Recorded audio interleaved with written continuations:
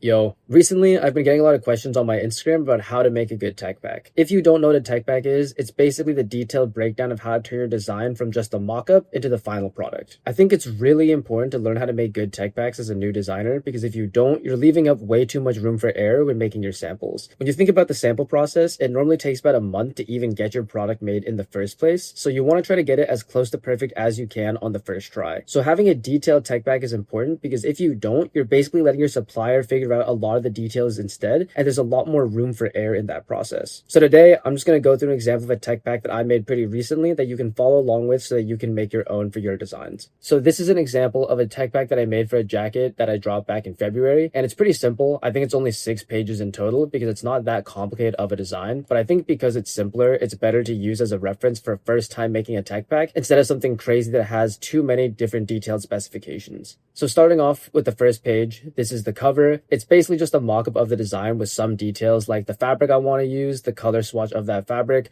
what size, and a very brief description. So this time I was making my first sample and I only wanted to make a large. You don't have to add the SKU right here. I just do this so that when I'm ordering bulk orders or I'm mixing a lot of things in the future, it's easier to reference so I can just tell them what SKU to go off of instead of trying to resend them every single part of the mockup. And like I said, this design is pretty simple. There's only 3 main components on it, plus the custom size chart that I made. Not every tech pack is going to be the same. This is just the one that worked for me for a piece that was pretty simple. But if you're making something more complicated, you might want to go more in depth. The more detail you have, the better the design is going to come out. So on my second page, I have my measurements. I see a lot of brand owners oversimplify this sometimes, and it's important to keep in mind that the size chart you see on a website is not the size chart you should give your manufacturer. The average person when buying a piece of clothing does not care about things like the width of the cuff or the seam of the shoulder. But when you're making your own pieces, you need to make sure you're giving these specifications because if you don't, it's really easy to notice when something is off. When I made my first jacket, I only gave them the chest measurement, the length, and the shoulder, and it came out a lot smaller than I expected. The truth of it is that your manufacturer is probably in China, and the average person over there is smaller than they are in America or in Europe. And because of that, if you don't give them every single measurement and you have to let them figure out some on their own, they always go smaller than you'd expect. So when I got my first piece, it was way smaller than I wanted. Instead of it being an oversized fit, it still came out pretty much true to size, even though the chest and the shoulders were bigger than normal. So in my size chart, I try to be pretty detailed. I break down the main measurements, things like the chest, the length, and the sleeve length, but I also include a lot of other detailed parts that most brands don't think about as much, which includes the shoulder seam, the shoulder blade length, and then 2 of them that I think are really important for hoodies and jackets is the height of your hood and the depth of the cap. That's basically how tall the hood is and how deep it goes behind you. There's other measurements on here that you could also add, things like the pockets of the hoodie, but for this one, I just want to focus on how the piece actually fit on the body, so I left out a couple of those. And on the next page, I actually break down the specific measurements, so if you're trying to make a hoodie or a zip-up,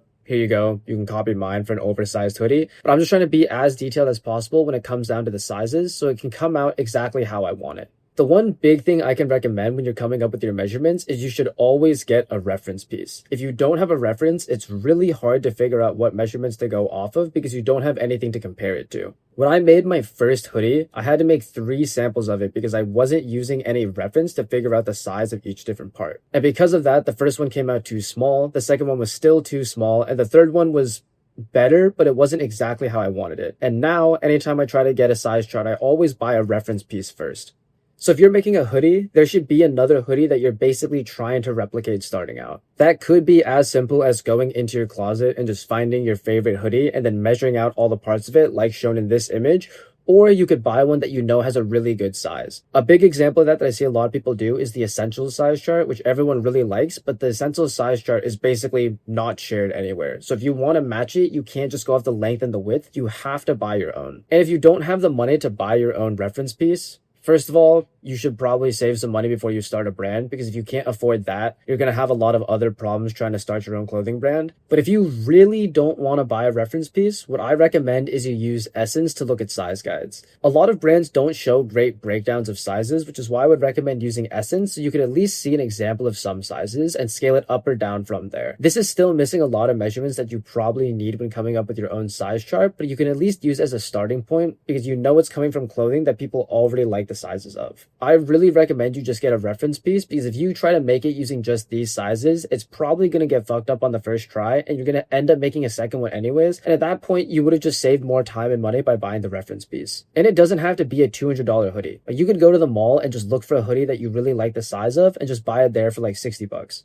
And the next page I have is the print style. This is basically all the designs on your piece and how you want them applied to the clothes. So again, my design is pretty simple. There's not that many complicated parts of it, which is why it only breaks down to 3 major steps. I have this embroidered logo on the hood, so I added a small description about it as well as a reference piece. This larger print in the middle, which I also have, again, the same description, same reference, and then this embossing logo on the back. It's pretty easy for things to get lost in translation when you're talking to your manufacturer because they probably don't speak English as a first language. So I find it really important to add these references so it's very clear what you're looking for. There's so many different ways you can do printing. So if you're asking for a screen print, DTG, DTF, or a vinyl transfer, or anything else, it's really easy to mess up. You should be able to find a reference for everything, and if you don't know what it's called, you should just find the picture online, put it in ChatGPT, and then ask what kind of style this is. That's how I figured out the name for embossing. Think about this page sort of as the cost estimate for your manufacturer, because this lets them know what they actually need to do to make your piece come to life. That is,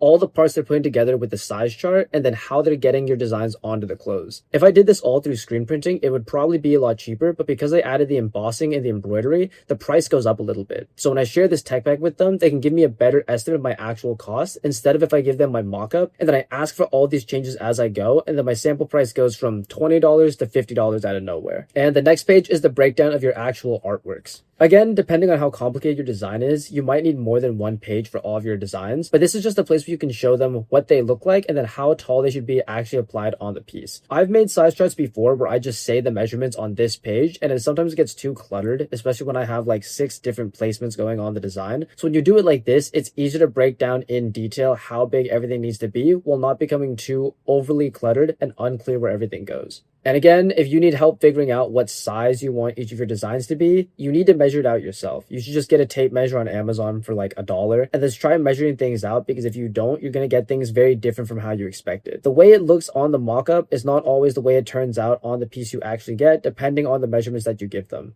And my last page is just my extras page. This could be for a lot of different things. If you have a custom zipper, you should include it on this page, but basically it's just every single additional thing you want to be considered that you might not have said before. So my example here is that I have a custom neck label that I wanted printed, that I have at my measured height, and that I have a reference for what the acid wash should look like when they're done with it. But all of these designs, you're going to want to send to your manufacturer separately so they can actually get the highest resolution of it. The only reason you're including the images in here is not that they can pull this out and use it on the design. It's just so they have a reference of what it should look like, so when you send the actual file, they know what it is and where it goes. And like I said, you can go into even more detail than just what I have here. This is just the most basic breakdown, in my opinion, of the main things that are important, which are basically just your style, your artworks, and your extra components. If you have more custom things like seams or different stitch lines, I would include them in things like the style page. But again, you don't have to copy it exactly like I'm doing. This is just what's worked for me, and my samples have turned out pretty good, so I definitely recommend it. That's it for today.